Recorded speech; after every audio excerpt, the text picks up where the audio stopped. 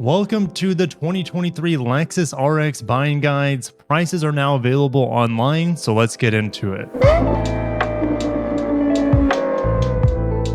I had an absolute blast driving every single flavor of the new RX, including the plug-in hybrid that is not available at launch here in the United States a month or two ago around Santa Barbara. It was amazing. I got this document here. It can be seen at the Lexus newsroom.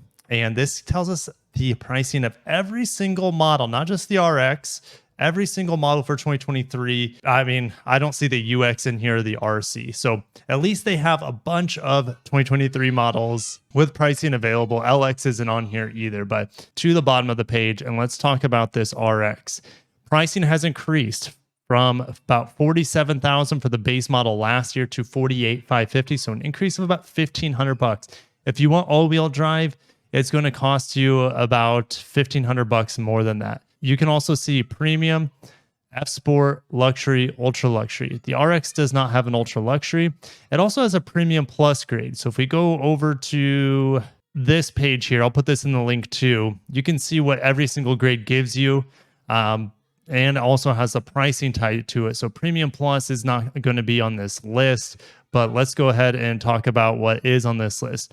And premium plus and premium will be the two volume sellers in terms of how Lexus is going to package these things. Now, if you want a custom RX or you want a certain color combination, you're going to have to place an order. If you want a specific feature, you're going to have to place an order. You're probably going to be waiting like 6 months. Toyota and Lexus are only producing maybe about 25% or so of the new RX and hybrid guys.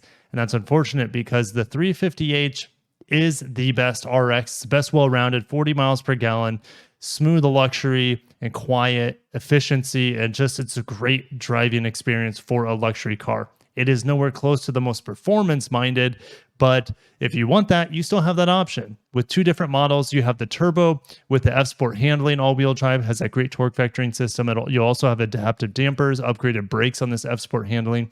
That's going to start at $57K. You also have the new RX 500h Fpsort Performance with the direct 4 all-wheel drive system. That starts at $62K. Not worth it. It is the most satisfying to drive wide open throttle. There's no doubt, but it feels a lot heavier in the turns than this 350 Fpsort handling. And yes, even though it's quicker in acceleration, I had this conclusion when I drove the Crown. The Crown has the same powertrain as the 350h as well as this 500h. And the 500h, or the Hybrid Max is what it's called in the Toyota lineup. Like, it's great, but is it worth the price increase? In my opinion, absolutely not. I'd rather trade that top end performance, which you're not going to use that often, for efficiency, which you could benefit from all the time. That's just the pragmatic side of me.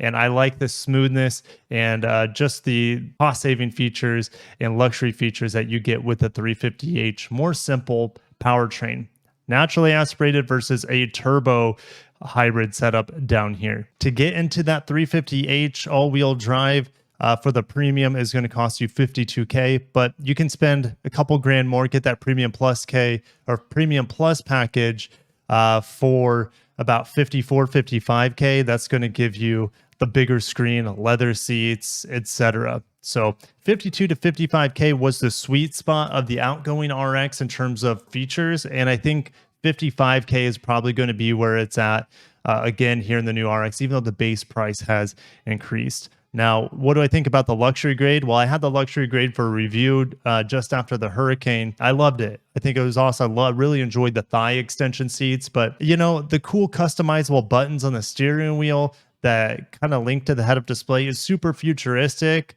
It's kind of surprising that Lexus has something like that. Totally not necessary. Do I need a panel roof? Down here in Florida, like, panel roofs makes the vehicle hotter than it needs to be as well. So I'm okay with a normal sunroof. I'm okay with not having the head-up display and stuff. I would like that thigh extension cushion that we get on the luxury grade RX, but I'm not going to spend an extra $4 grand to get that essentially over like the premium plus model. Once you get to the luxury grade, you're talking upper 50s, and then a couple more options on top of that is going to be around 62K for the average build for an RX luxury grade. And at that point, I would be just waiting, putting in a deposit for the NX plug-in hybrid. I know it's smaller. but you get that plug-in hybrid powertrain that I just drove on the $51,000 RAV4 Prime. That car is about as perfect as a Toyota can be, and it's even better in the NX because it's even more quiet, and it has better materials, and it looks better than the RAV4 Prime. That's just me. Upper 50s, I would be getting the best powertrain in the Lexus lineup outside of the 5-liter V8. It's not this 500H. It's this guy right here, the plug-in hybrid that is available on the NX if you're willing to wait who knows how long for it. That's just where my hard-earned money would be going if I'm spending around $60K at that point. If you're in the mid to lower 50s, get the normal hybrid. What about the Turbo 4? Turbo 4 is not my cup of tea. Its greatest strong points over the V6 is actually not inherent to the Turbo 4. The torque is good on it, but the best strong points of it is the new upgraded 8-speed automatic and the new torque vectoring all-wheel drive system.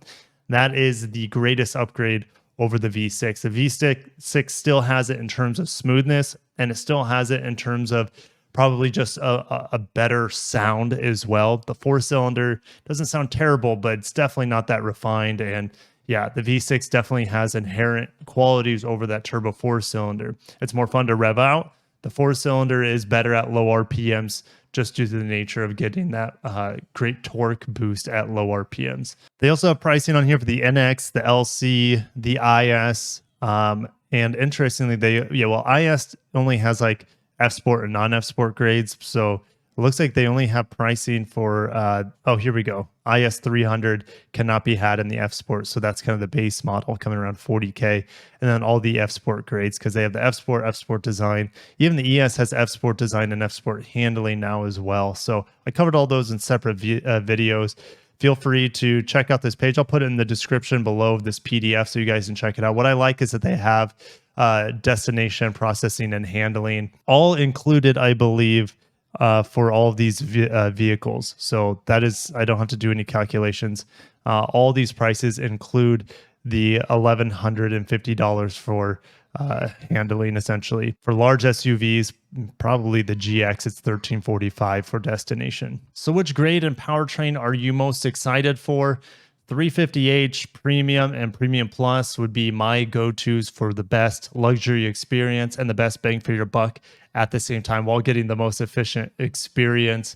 That's just me. What are you most excited for on the new RX? Tons of different options here, tons of different powertrains. And maybe you're most excited for the plug-in hybrid, which isn't available, and we don't know when it's going to be available in the United States. So that's what I said. If you're spending the upper 50s on an RX, and if you can live with a little bit smaller interior and cargo space, put that hard-earned money for the best powertrain on the K platform lineup from Toyota/Lexus, and that is that plug-in Prime 450h plus Toyota RAV4 Prime powertrain with over 300 horsepower and about 35 to 40 miles of electric range. I was able to get around upper 40s, around 50 miles of electric range if the conditions were right on that RAV4 Prime. Simply incredible. Anyways, I got to cut myself off. What do you guys think of the new RX? Have a great day.